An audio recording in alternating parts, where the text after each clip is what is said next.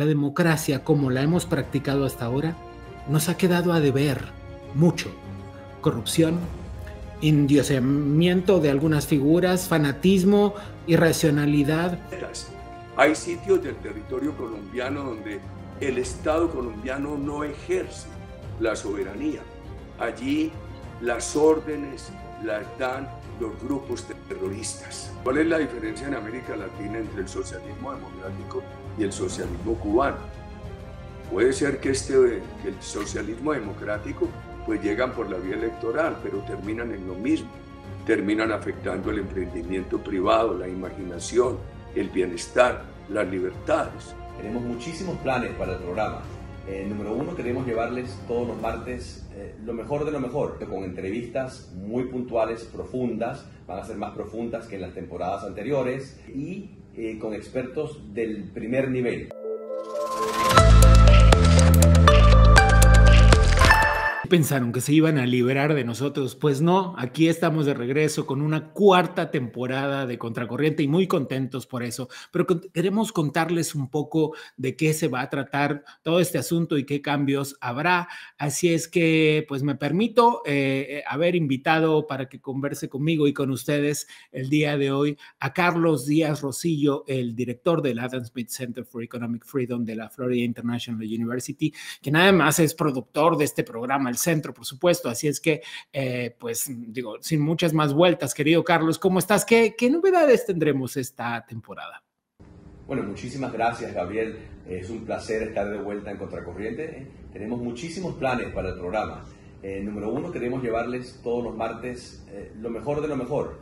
Pero no solamente queremos quedarnos en un programa que se vea una vez a la semana, por cierto, con entrevistas muy puntuales, profundas, van a ser más profundas que en las temporadas anteriores, y con expertos del primer nivel. Pero queremos que no sean solamente entrevistas pasivas, sino que sean dinámicas, y queremos utilizar esta grandísima plataforma para poder cortar algunas de esas entrevistas y ponerlas en diferentes plataformas sociales para poder difundir los mensajes tan importantes que compartimos en Contracorriente. Y en lo personal también quiero que esta sea una plataforma para el Centro Adam Smith, para que la gente pueda enterarse de las actividades que tenemos, que son muchísimas y que creo que pueden ser de mucho interés para toda la audiencia.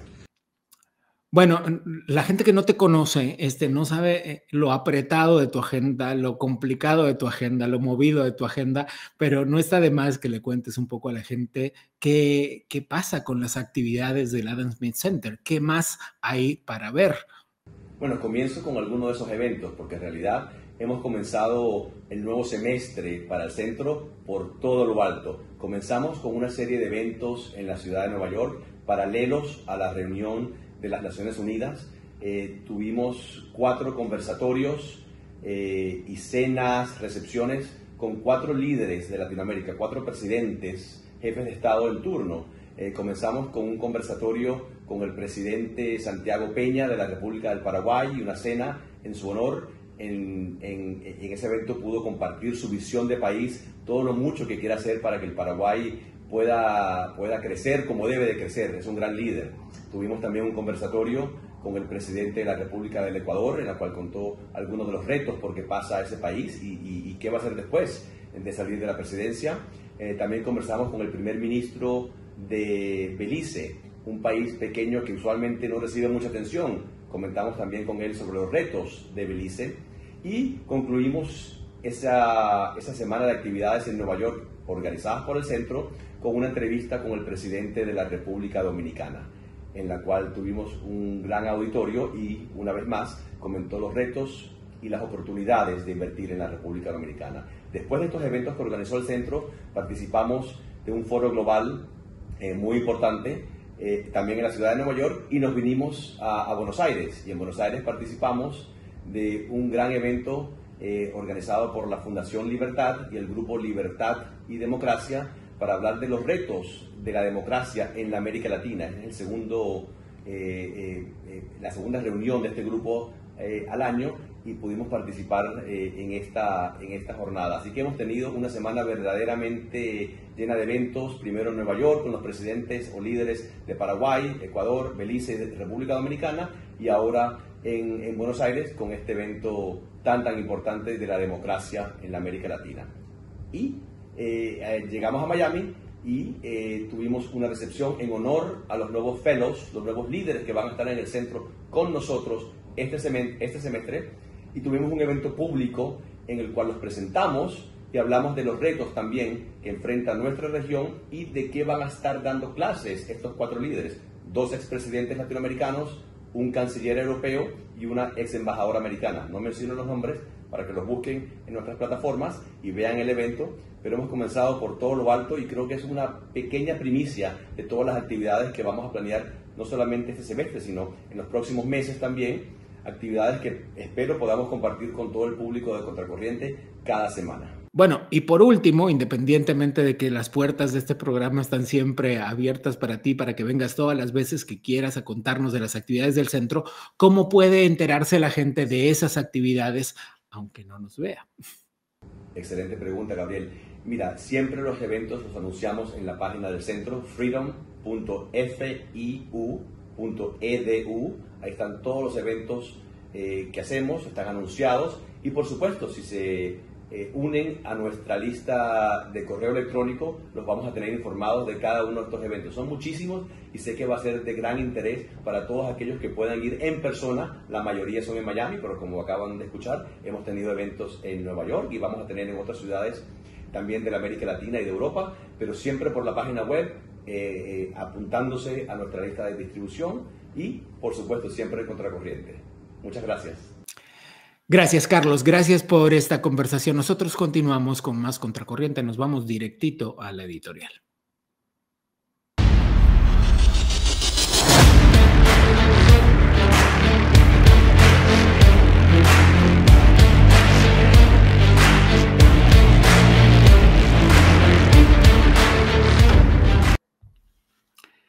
La era de los idiotas.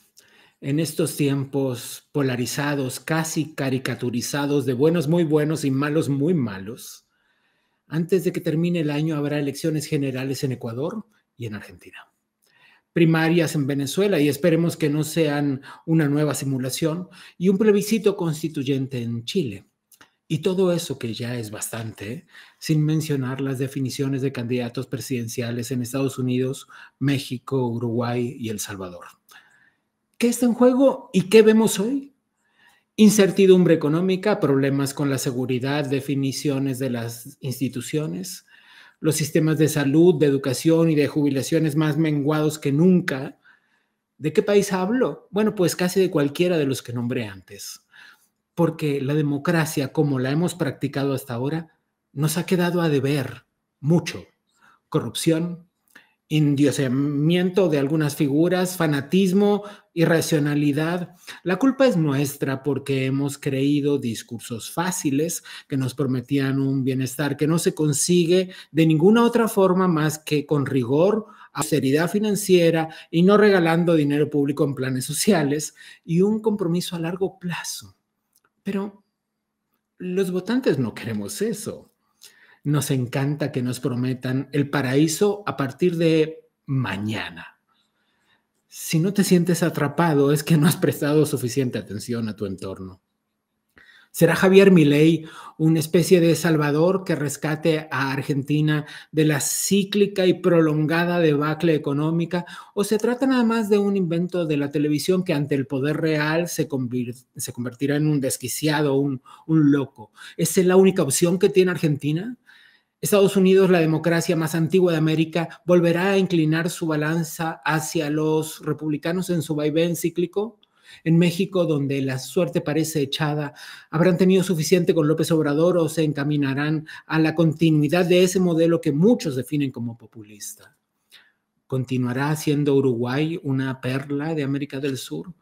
¿Tendrá Nayib Bukele un segundo mandato en El Salvador para seguir surfeando su controvertida imagen y sus polémicas medidas?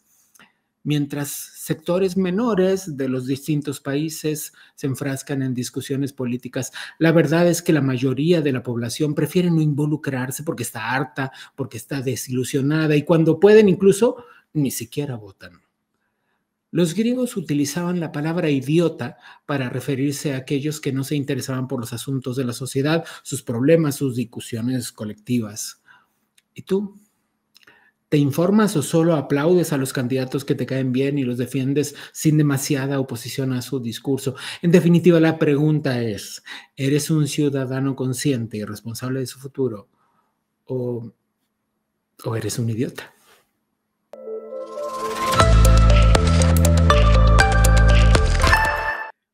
Colombia ha estado en la boca de todos recientemente.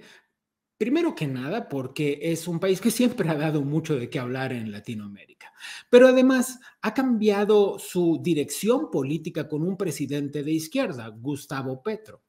¿Y qué ha pasado con Gustavo Petro? En apenas un año de gobierno ha visto una caída estruendosa en sus niveles de aprobación pública, tanto que había pasado ya en el mes anterior de 50 y tantos por ciento apenas el 34 en una medición de aprobación de su gestión. ¿A qué se debe esto? Bueno, hay un escándalo, particularmente uno, que ha influido enormemente en estas mediciones. El hijo de Gustavo Petro, del presidente de la República, confesó haber recibido dinero del narcotráfico, un dinero que fue utilizado en la campaña política de su padre. Desde luego, esto pone sobre la mesa muchísimos temas a los que prestarle atención. Primero, la legitimidad de la campaña del actual presidente, pero eso es algo de lo que se encargará la justicia. Sin embargo, pone otro tema sobre la mesa que es la antigua relación del narcotráfico con el poder político, el enorme confrontamiento y también, por supuesto, el proceso de pacificación. Como sabemos, Colombia ha enfrentado un proceso largo de una guerrilla interna con las FARC, pero además ahora se encuentra, gracias a que el presidente Petro lo ha decidido así, en un proceso de pacificación con el ELN, quizá la guerrilla más antigua de América Latina. Todo esto no es nada bien visto por distintos sectores de la sociedad, en un asunto que se condimenta con el enfrentamiento del presidente Petro con la justicia y específicamente con el fiscal general de la República, a quien ha intentado darle órdenes públicamente y el fiscal general lo reprendió, recordándole que los poderes son independientes. La vicepresidenta Francia Márquez y sus dichos ocurrentes y el uso recurrente de un helicóptero como si se tratara de un Uber ha sido viralizado en las redes sociales y en consecuencia ha sido motivo de gran discusión pública. Además de todo eso, Colombia enfrenta un proceso en el que pretende una casi reforma del Estado según distintas cosas que ha propuesto el presidente Petro. Una reforma fiscal, una reforma laboral, una reforma en el sistema de pensiones, una reforma en el sistema de salud, y nada de eso está fluyendo como el presidente quería o sospechaba, porque su enfrentamiento con la clase política es tal que ha menguado su capacidad de hacer transitar esas reformas en el sistema legislativo.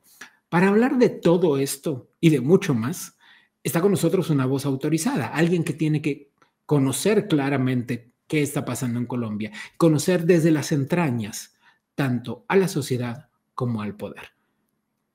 Tenemos la oportunidad de conversar extensamente con un hombre que sabe mucho de todo esto, que gobernó Colombia entre el año 2002 y el 2010, durante 2 periodos consecutivos. Les hablo nada más y nada menos que del presidente Álvaro Uribe.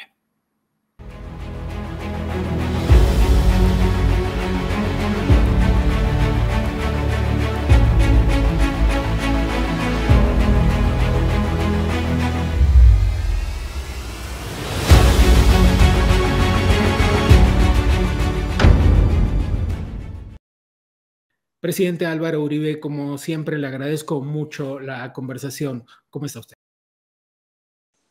Muchas gracias, Gabriel. Muy complacido, muy honrado por esta invitación. Presidente, Colombia enfrenta un proceso electoral, están en puertas de él, vienen las elecciones distritales y usted ha estado haciendo una enorme tarea recorriendo todo el país. ¿Con qué impresiones se ha encontrado de la gente?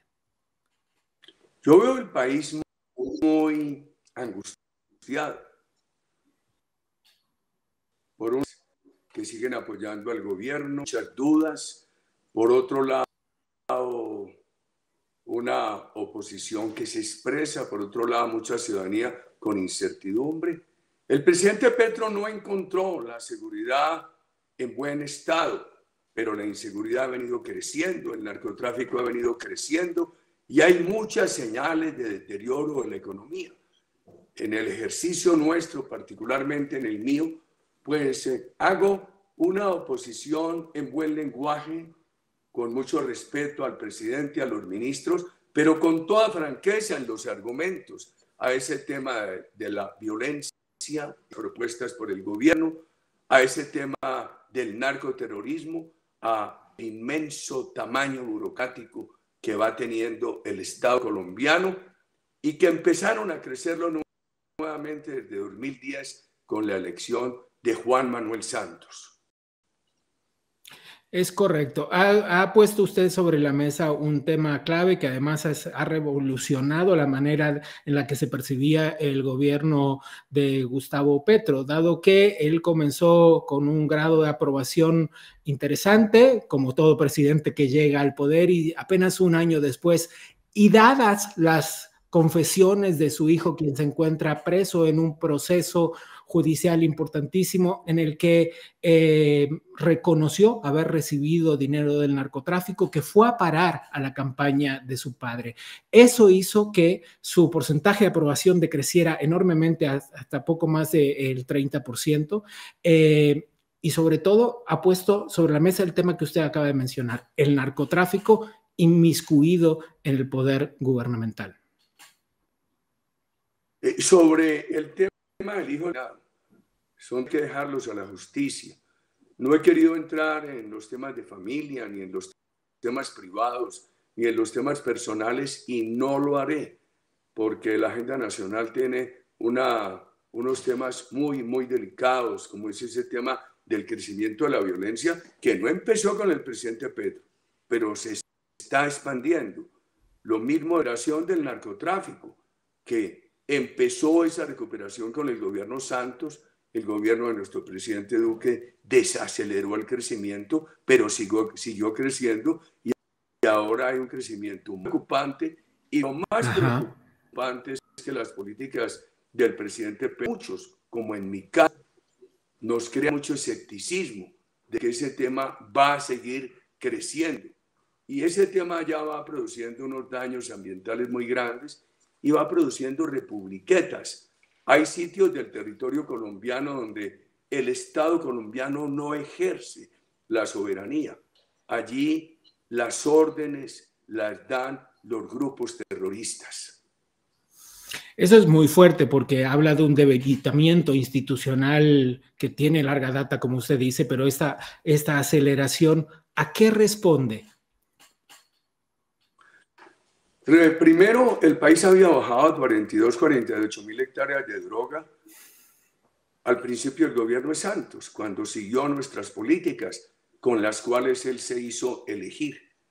Pero como las cambió totalmente cuando anunciaron en La Habana que para complacer a la FARC, pedido de Venezuela y de Cuba, e infortunadamente con apoyo de los Estados Unidos, que no se opuso, en el caso de la FARC el narcotráfico sería simplemente delito político, sin cárcel, que no habría fumigación de la droga, que la erradicación sería voluntaria y que habría elegibilidad política a los responsables de delitos de la FARC. Pues eso llevó a invertir la tendencia y se pasó de 48.000 hectáreas a 220.000 que recibió el presidente Duque, 240.000 que recibió el presidente Petro, y ahora se espera que se presente la cifra de la medición de los Estados Unidos. La medición de Naciones Unidas sacó un porcentaje muy alto. ¿Y qué temo yo, Gabriel? Temo esto, para ponerlo en términos sociales. Puede ser que hoy nos demoremos para enfrentar esta situación, más crecerá el número de ciudadanos que viven de ese negocio y más difícil será reincorporarlos a la vida legal, más difícil será encontrarles una fuente de ingresos. Un tema muy grave desde lo ambiental, un tema muy grave de la soberanía del Estado, un tema muy grave de la seguridad y un tema muy grave desde lo social. Sin duda. Usted recién cuando nombró a las FARC habló de esta red de complicidades y mencionó a Cuba. ¿Qué tan grande es esa influencia y esa relación perniciosa que acaba de describir? Yo creo que hubo un gran error. Fue la participación de Cuba y Venezuela como garantes del proceso con la FARC, porque ellos lo que hicieron fue exigirle a Juan Manuel Santos. Incluso Juan Manuel Santos le hizo unas promesas públicas que no habría legibilidad, están en los violadores de derechos humanos, que los responsables de delitos atroces irían un tiempo a la cárcel, no han ido ni irán un solo día, que no habría indulgencia con el narcotráfico, con el secuestro, total indulgencia, al considerar que eran delitos conexos con el político, simplemente para financiar una acción política armada. Y eso lo impusieron finalmente Cuba y Venezuela para favorecer a la FARC. Y a mí lo que me da tristeza es que estoy seguro que Santos el visto bueno en los Estados Unidos, e infortunadamente tuvo el visto bueno en los Estados Unidos. Eso a muchos colombianos nos da mucha tristeza. Ya lo creo. ¿Cree que las acciones del presidente Petro respecto de la reapertura del proceso de pacificación y el nuevo diálogo con el ELN contribuirán de alguna manera a esa pacificación que se busca, o por el contrario será un proceso que recrudecerá la injerencia de las guerrillas en la vida cotidiana de los colombianos? El proceso Santos recrudeció la violencia. Si ese proceso hubiera tenido éxito, no estaríamos en las que estamos hoy. El partido nuestro nunca se opone al diálogo. De hecho, hay dos personas que nos representan, uno de ellos en el diálogo con el ELN, José Félix Laforí, y el otro, el ministro Fabio Valencia, en el diálogo con lo que se llaman las disidencias de FARC. A mí lo que me preocupa es lo de Santos, esa impunidad total, esa indulgencia con el narcotráfico, con esto. Me preocupa que siga la violencia, siguen asesinando policías y soldados, y me preocupa muchísimo que se debilite la seguridad, porque la experiencia que yo adquirí como presidente, cuando pudimos desmovilizar 35.000 paramilitares y 18.000 guerrilleros, es que hubo ofertas de paz, sin impunidad, tenían que ir un tiempo a la cárcel, no se cambió la Constitución, no se facilitó ni se permitió la elegibilidad política de responsables de delitos atroces, pero hubo una seguridad muy eficaz. Grupos violentos, la acción de seguridad, no tenían más que someterse al llamado de paz o exponerse a llegar a la cárcel. ¿Qué me preocupa hoy a mí? Yo veo muy débil seguridad en Colombia. El gobierno ha debilitado en muchas regiones al ejército, a la policía. Ha convocado, por ejemplo, guardias campesinas, algo muy parecido a los colectivos venezolanos. Yo diría que entonces el país, esto lo he dicho en público, lo repito en Colombia permanentemente, porque me he propuesto hablar con toda franqueza, pero con respeto personal, respeto a la persona del presidente, a sus ministros, sin ninguna palabra ofensiva. ¿Qué puede crear esto de que se debilite a la institución oficial y constitucional y se fortalezcan guardias campesinas, indígenas? Eso puede irnos llevando a lo que sería un paramilitarismo de izquierda, cuando el país vivió un paramilitarismo que lo desmontó el gobierno que yo presidí. Y ese paramilitarismo de la época surgió porque hubo 25 años de una acción cruel de las guerrillas comunistas sin una réplica de seguridad del Estado. Entonces llevó a crear grupos de autodefensa que terminaron en ese paramilitarismo cruel. Ahora podría pasar que esos campesinos, guardias campesinas, los guardias indígenas crezcan y crezcan, el Estado debilitado, los ciudadanos angustiados, y que entonces el país llegue en todas esas zonas a la ley de sálvese quien pueda, que es la abolición absoluta de la institucionalidad. Cuando usted describe esta fractura en el orden institucional, se me ocurre pensar en que quizás el claro enfrentamiento del presidente Petro con la justicia, con el fiscal general de la República, contribuyen a esta fractura. ¿Usted qué opina? Yo diría que aquí lo más importante es que si va a haber una política de paz, tiene que haber una política de seguridad para que aquellos a quienes se les hace el llamado de paz no pueden burlarse del llamado de paz. El llamado de paz se respalda en una muy determinada política de seguridad. No les queda más que tomar la paz en serio.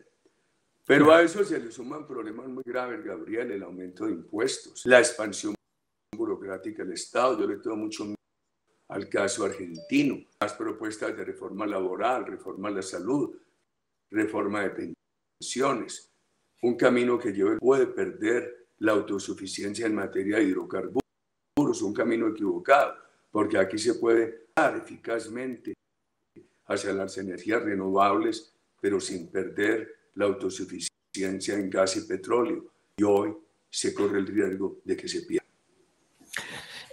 Una más sobre Colombia antes de aprovechar su presencia, presidente, y pedirle algunas opiniones sobre la visión latinoamericana y los procesos que se están desarrollando. El presidente Petro abrió las fronteras con Venezuela en una clara declaración de sus principios sobre cuál sería en su gobierno la forma de relacionarse con algunos países, precisamente como Cuba y como Venezuela. El proceso migratorio ha estallado, como ha sido público, trayendo, por supuesto, la serie de consecuencias que esto tiene para las políticas públicas. ¿De qué manera ve usted este proceso actual en Colombia? Cerrar la frontera entre dos países hermanos, una frontera en su inmensa mayoría muy viva, de 2.216 kilómetros, es utópico. Los gobiernos de Colombia nunca tomaron la decisión de cerrarla, la cerraba Venezuela. Tenerla hoy abierta de común acuerdo, pues eso en nada modifica la tendencia migratoria. El régimen Chávez Maduro expulsó 6 millones de venezolanos, porque allá acabaron con la empresa privada, y mientras tuvieron una gran producción de petróleo a buen precio, el pueblo venezolano no se dio cuenta que estaban acabando con el emprendimiento privado, porque el gobierno venezolano tenía unos ingresos por exportaciones de 100 millones de dólares al año, y con eso compraba bienes en el extranjero y los subsidiaba al pueblo. El pueblo venezolano sentía que vivía en un paraíso de consumo y de subsidios. Pero ¿qué llegó? No estaba la empresa privada, y entonces ¿qué pasó? Se sintió toda esa necesidad de lo vital, y la pobreza subió al 40, al 90%, y salieron 6 millones de venezolanos, de los cuales aproximadamente hay 2 millones en Colombia. Yo creo que la apertura a la frontera en nada cambia eso. Con la frontera cerrada y salían lo mismo. Yo no me opongo a que esté abierta la frontera. Yo no me opongo a que haya relaciones con Venezuela. Lo grave es que Venezuela protege a los grupos. Tenemos con Santos. Venezuela protegía a la FARC como garante de ese proceso, y lo que hizo fue ayudar con Cuba a imponerle al gobierno colombiano unas condiciones en ese proceso que hicieron daño, nunca trajeron la paz. Presidente, cuando usted habla del apoyo de Venezuela y Cuba con los grupos guerrilleros y los grupos paramilitares, me lleva a un asunto sobre que en la democracia a veces no hay medias tintas. Se está a favor de la democracia o no se la defiende. Pienso en la reunión del G77 que ocurrió hace una semana en La Habana y veíamos a algunos dictadores modernos, veíamos a Díaz-Canel, veíamos a Daniel Ortega y veíamos que el presidente Petro se toma fotos, saluda, abraza, sonríe con todos ellos. ¿Estoy equivocado al pensar que se está a favor de la democracia o no? ¿Estoy equivocado al pensar que no hay medias tintas? Bueno, yo espero que la democracia colombiana continúe y le apuesto. Por eso vivo en las calles de Colombia. Estoy de manera ininterrumpida en las calles agitando estas tesis desde septiembre del año pasado. Ahora, esta mañana veía un video de la señora presidenta de Honduras hablando de que van a dar el tránsito al socialismo democrático. Entonces yo preguntaba, ¿cuál es la diferencia en América Latina entre el socialismo democrático y el socialismo cubano? Puede ser que el socialismo democrático pues llegan por la vía electoral, pero terminan en lo mismo. Terminan afectando el emprendimiento privado, la imaginación, el bienestar, las libertades. Yo creo que todos estos socialismos latinoamericanos, el socialismo siglo XXI que llamaba el presidente Chávez, inician por la vía electoral. Fue la gran recomendación de Castro.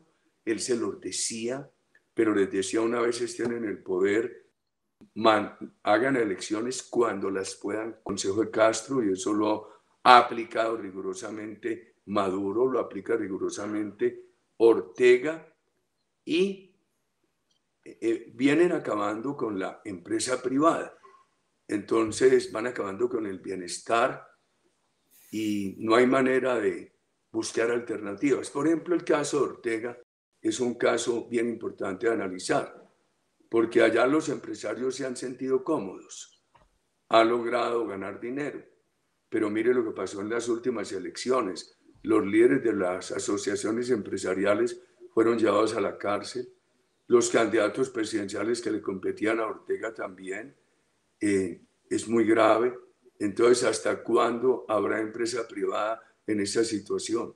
En un escenario de libertad, si no haya una generalizada expropiación de la empresa privada, más rápido que lento la van exterminando, la van obligando a reducirse y a salir. O sea que todos estos socialismos, así lleguen por la vía electoral, terminan afectando las libertades, afectando el emprendimiento y afectando el bienestar.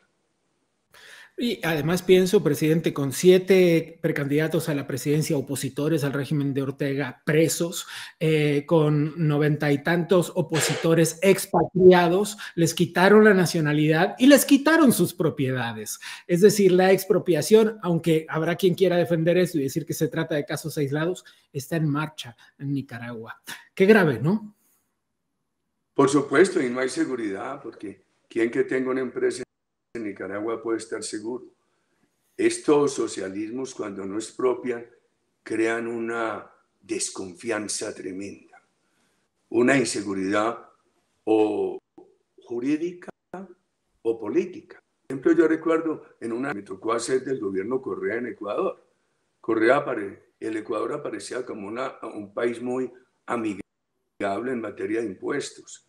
Y la pregunta era, bueno, si es tan amigable en materia de impuestos, ¿por qué hay una inversión tan reducida?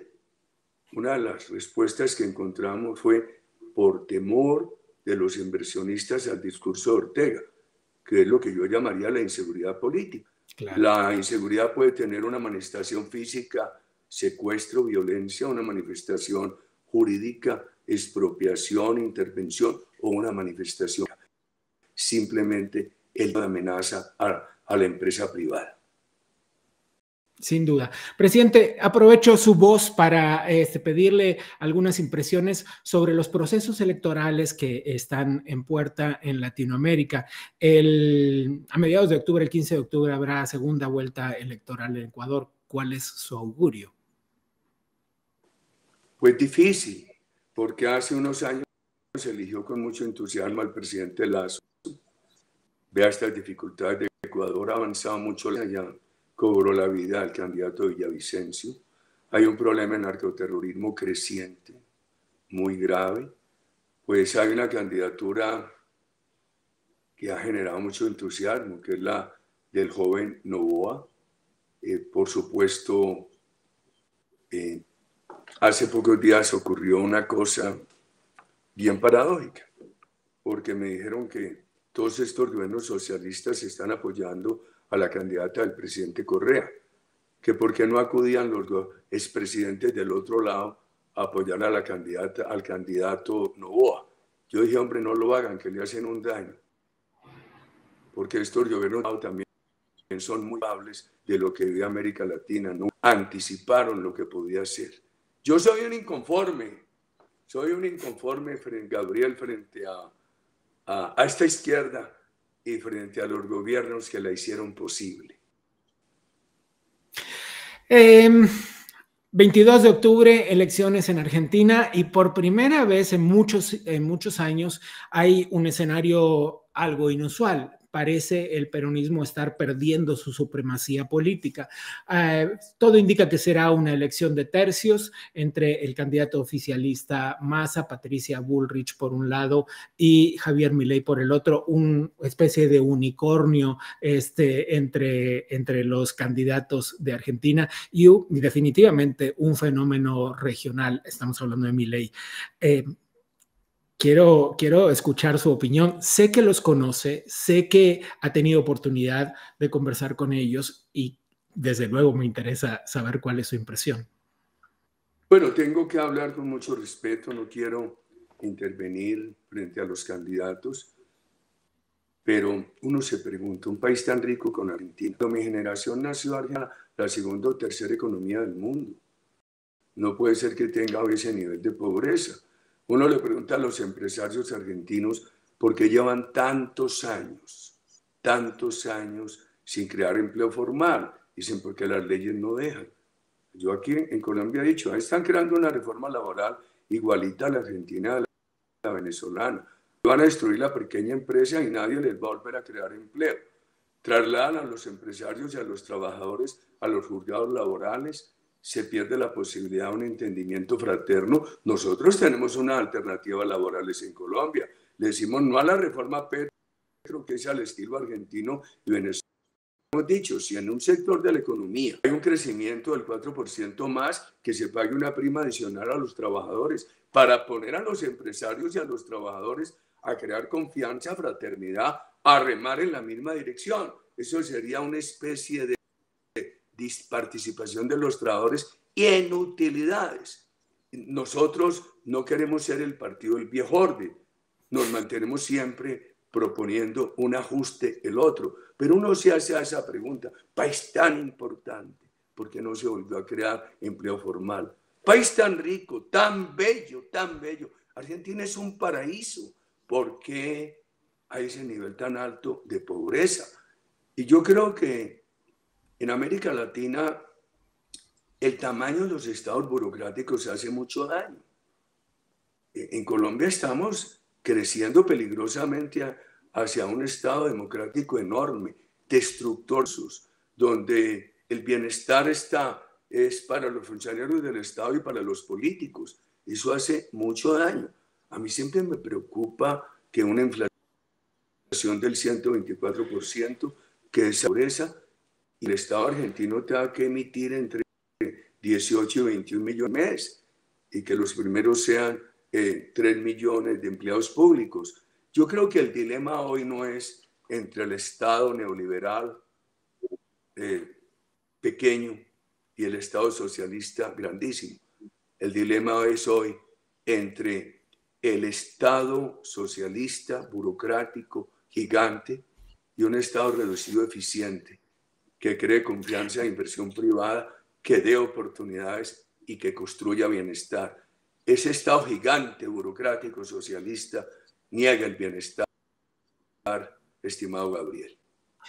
Presidente, ¿usted cree que hay una especie de polarización extrema en las narrativas? La narrativa liberal y la narrativa socialista, ¿esto existe en este nivel o al nivel de la calle? Usted que recorre el país todo el tiempo, a nivel de la calle, a nivel de los ciudadanos, a la gente de a pie, ¿esto importa?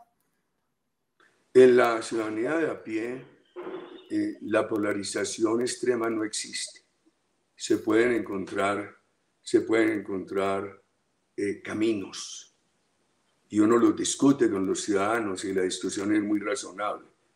El problema es el problema ideológico en los altos niveles de la política. Claro que sí, sin duda lo es. En diciembre Chile enfrenta otro plebiscito constitucional sobre la muy amasada nueva constitución chilena, y esto nos trae sobre la mesa un tema. La población en Chile le dijo no a la propuesta constitucional del presidente Boric. ¿Qué cree que sucederá? La verdad es que Chile es un país que debería mirar con mucho cuidado sus avances, no destruirlos. Y si la constitución que quieren en Chile es una constitución que va a avanzar del Estado subordinado a un Estado que consagra derechos sociales, está bien. Pero ojalá, estoy seguro que ya no va a pasar lo que el pueblo chileno rechazó hace un año, que esa constitución quiso ir del Estado subalterno de segundo nivel de importancia, pasar por el Estado de derechos sociales y llegar a un estado de grupos de comunismo local, que era lo que proponía la Constitución que afortunadamente rechazó el pueblo chileno.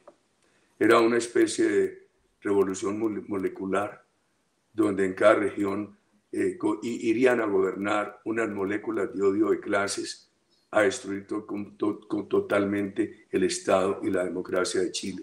En buena hora el pueblo chileno tuvo la sensatez de rechazar esa constitución y ojalá lo que resulte ahora sea muy bueno. Muy agradecido con usted por este espacio. Me gusta seguir mucho lo que ocurre en Argentina, país tan importante, y quería darle de todo corazón mis agradecimientos. Yo también, presidente. Permítame la última pregunta. Es difícil imaginar la vida política de un presidente después de haber dirigido los destinos de una nación. Sé que usted está recorriendo el país y me pregunto desde qué lugar se encara esa tarea política y cuál es el futuro político para usted. Pues yo no tengo ambiciones personales de ninguna clase, pero es que yo nací en la violencia partidista en Colombia. Recuerdo cómo sufrieron mis padres, lo que sufría el país. Me tocó llegar a la adolescencia, a la juventud, enfrentando otra violencia. La violencia ya no de los viejos partidos, sino la violencia comunista. Mientras compañeros de universidad gritaban vivas al Che Guevara y a Castro, por los pocos medios de comunicación de la época yo seguía el paredón, y era una disidencia frente a ese predominio universitario. Entonces, mi llegada a la presidencia no era el fin. Yo creo que mi carrera política tiene un compromiso con esta democracia. No tengo ninguna aspiración, he estado apoyando nuevos liderazgos, tratando que salgan adelante, defendiendo las ideas que nos inspiran este partido. También el reformismo gradual, no destructor, y por eso sigo en las calles, estimado Gabriel. Presidente Uribe, gracias por esta conversación. A usted toda la gratitud, muy, muy amable y pendiente de que la gran nación argentina tenga todos los éxitos. Muchas gracias. A usted.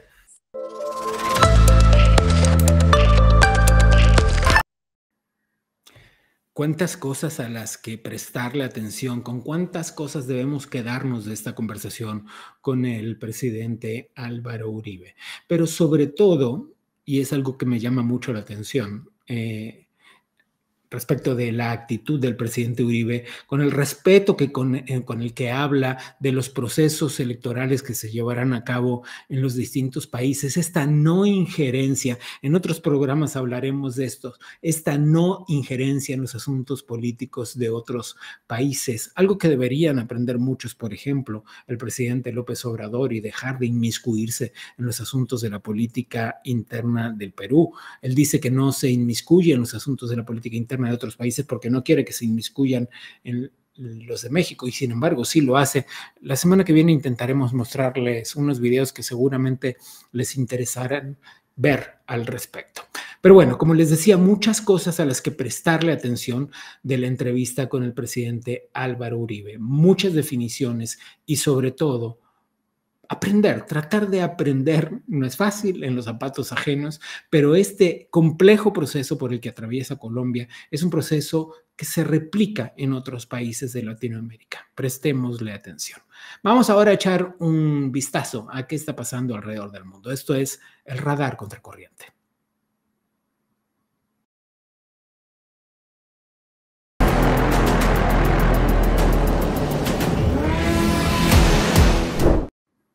Les hablaba de México hace un instante nada más. El 16 de septiembre se llevó a cabo el desfile cívico-militar en conmemoración de las fiestas de la independencia. Y algo llamó poderosamente la atención. Los ejércitos de Rusia, miren, ahí está el ejército ruso marchando, algo que resultó muy particular en las redes sociales. Y ahí está una delegación del ejército chino marchando.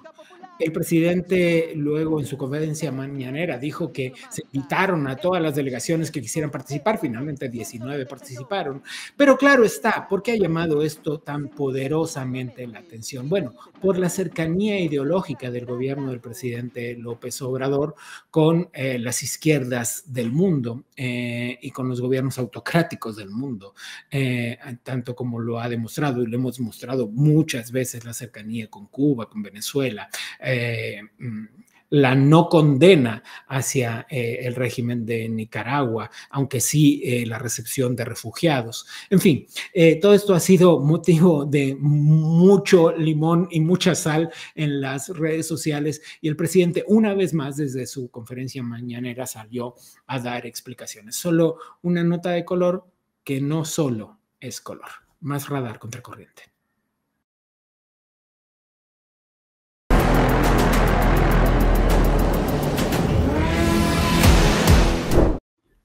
En la Asamblea General de las Naciones Unidas en Nueva York hubo, por supuesto, muchas interpretaciones de muchos analistas internacionales sobre las participaciones de los distintos presidentes.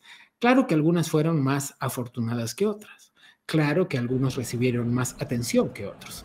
No fue el caso del presidente Gustavo Petro. Presten atención. Al excelentísimo señor Gustavo Petro Urrego, presidente de la República de Colombia, y de invitarlo a dirigirse a la Asamblea. Allí se ve que la Asamblea no le presta atención. Miren, está cada uno en lo suyo. El presidente se queja, ustedes dirán, dice, habla, llaman al orden y no recibe la respuesta que quisieran.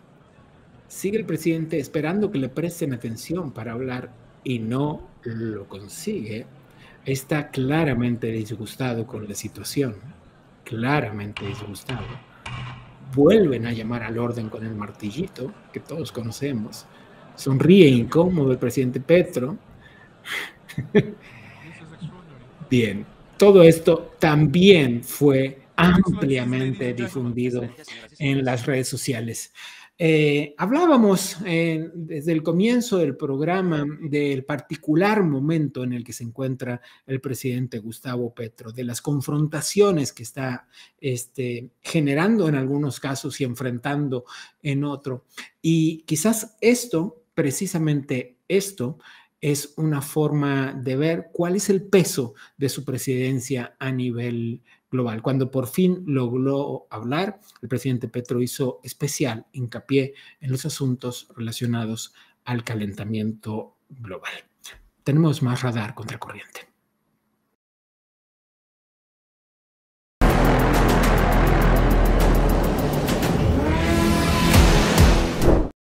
Seguimos con las repercusiones sobre las participaciones de los presidentes latinoamericanos en la Asamblea General de las Naciones Unidas. Quiero compartir con ustedes un pedacito muy chiquitito de la participación del presidente argentino Alberto Fernández. Veamos.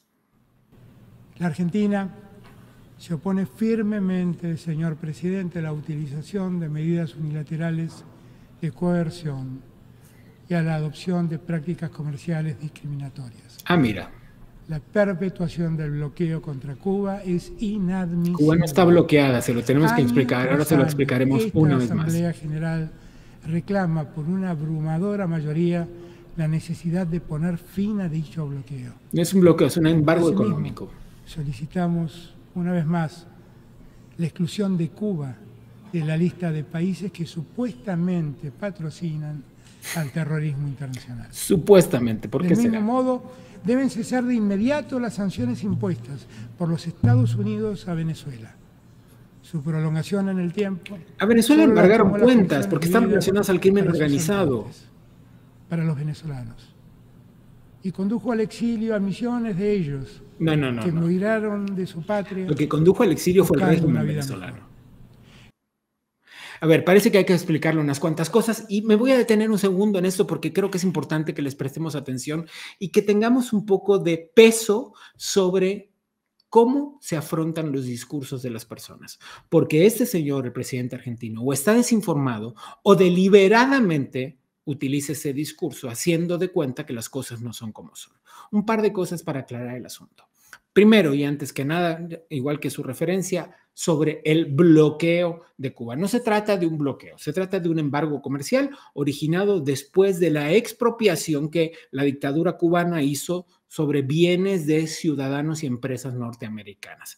Entonces hay un embargo económico. Un embargo económico que no afecta a los alimentos y a los medicamentos y la industria farmacéutica en general. Así es que eso que decían que durante la pandemia no habían ni jeringas por culpa del bloqueo del maldito imperio yanqui, es una mentira, es sencillamente una mentira, porque otra vez el embargo económico de la relación comercial entre Cuba y Estados Unidos no afecta a alimentos ni a medicamentos. Ese es un asunto para empezar.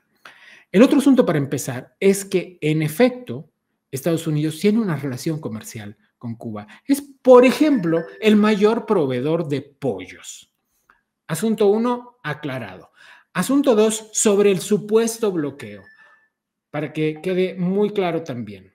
Cuba tiene una clara relación comercial con más de 90 países del mundo, entre los que se encuentra la Argentina y entre los que se encuentran nada más y nada menos que Rusia y China. Y si las potencias globales se dividieran en tercios, significaría que, a pesar de que Estados Unidos es una de las economías más grandes del planeta, significaría que Cuba tiene relación con al menos el 66% de las economías del mundo en términos de tamaño. Así es que dejen de victimizar a una dictadura que en realidad mantiene oprimido a su pueblo. Asunto 2, que es preciso aclararle a este señor que o ignora o miente deliberadamente.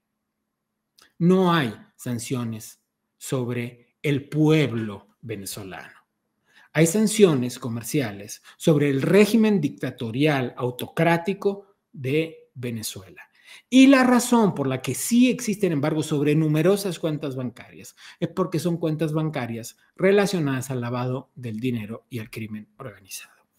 Les cuento esto, les aclaro esto por si no lo saben. Y se los digo a ustedes que ya lo saben solo para que se enojen tanto como me enojo yo. Porque estos presidentes como Alberto Fernández, como Lula da Silva, como el presidente mexicano Andrés Manuel López Obrador, tienen una narrativa de victimización sobre dictaduras.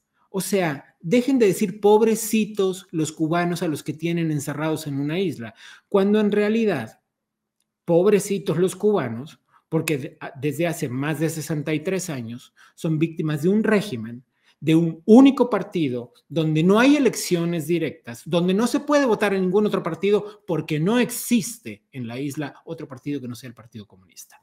Aclarado todo esto, creo yo que podemos dar por terminada esta sección de Vuelta al Mundo.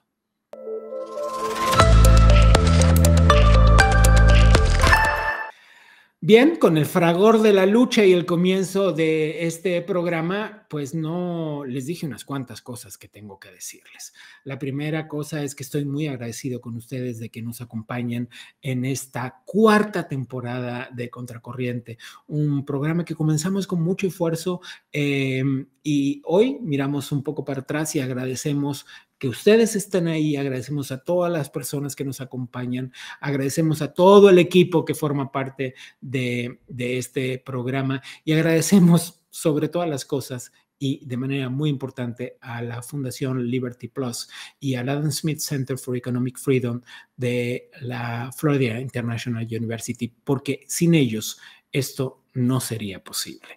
Ese apoyo incondicional y siempre, siempre, siempre presente es lo que hace que nosotros cada semana podamos acercarnos a ustedes.